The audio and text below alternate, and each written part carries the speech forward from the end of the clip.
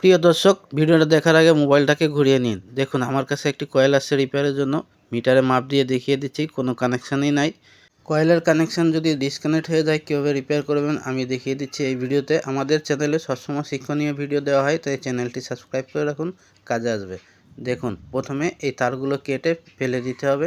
এইগুলো ভালোভাবে পরিষ্কার করে নিতে হবে। সাবধানতার সাথে কাজগুলো করতে হবে যেন লিড কানেকশানগুলো ছিঁড়ে না যায়। আমি যেভাবে লিড কানেকশানগুলো খুঁজে খুঁজে বের করতেছি, ঠিক এইভাবে আপনারা কানেকশানগুলো বের করে রাখবেন। যদি কোনো একটা কানেকশান আপনারা না পান খুঁজে, সেক্ষেত্রে এইভাবে একটি কয়েলকে ঘষে নিতে হবে। তো ঘষার পরে এইভাবে আপনারা সিরিজ লাইন দিয়ে চেক করে নেবেন।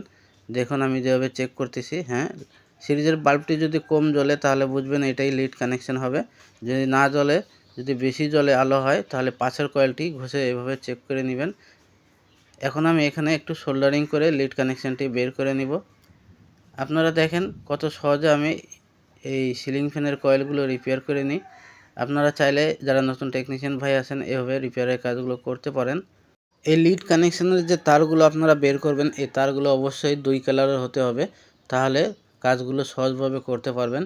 দেখুন আমি এই 2 কালারের তারগুলো দিয়ে কীভাবে লিড কানেকশান বের করি।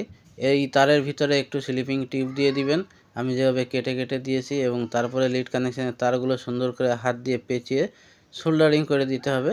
তো এইভাবে সোল্ডারিং করে দিবেন। সোল্ডারিং না করে দিলে এখানে লুজ কানেকশান হবে, আর লুজ কানেকশান হওয়ার কারণে লিডগুলো আবারও পুড়ে যাবে। এখন এই জায়গায় কানেকশান করা শেষ হয়ে গেলে সুন্দর করে কটন সুতো দিয়ে ভালো করে বেঁধে দিবেন। অনেকে এখানে টাই ব্যবহার করেন, টাইগুলো ব্যবহার করবেন না, টাইগুলো শক্ত হয়ে যায় তাড়াতাড়ি এবং ভেঙে যায়, পরে লিড কানেকশান ওখান থেকে সরে যেতে পারে। তা আমি এখানে কটন সুতো দিয়ে ভালো করে বেঁধে দিয়েছি। এখন আমি আবারও সিরিজে চেক করব যে আমাদের এই কানেকশানগুলো করা ঠিকমতো হয়েছে কিনা। তা আমি তারগুলোর মাথা কেটে একটু বের করে নিচ্ছি। দেখুন সিরিজে আমি চেক করে নিচ্ছি বডি মডি আছে কিনা, এগুলো অবশ্যই দেখে নিতে হবে। এখন আমি এখানে ফ্যানটা ফিটিং করে আপনাদের চালিয়ে দেখাবো যে ফ্যানটি চলবে কিনা। আপনারা ভিডিওর সাথেই থাকুন। দেখুন আমাদের ফ্যানের যে বডি, এই বডিটাকে সাবধানতার সাথে সেট করে নিতে হবে। বডিটা সেট করা হয়ে গেছে, এখন প্লাগ লাগানোর সাথেই ফ্যানটা চলতেছে, দেখতেছেন। ভিডিওটা ভালো লাগলে ভিডিওতে লাইক দিয়ে শেয়ার করে দিবেন। আবার দেখাবে। আল্লাহ হাফেজ।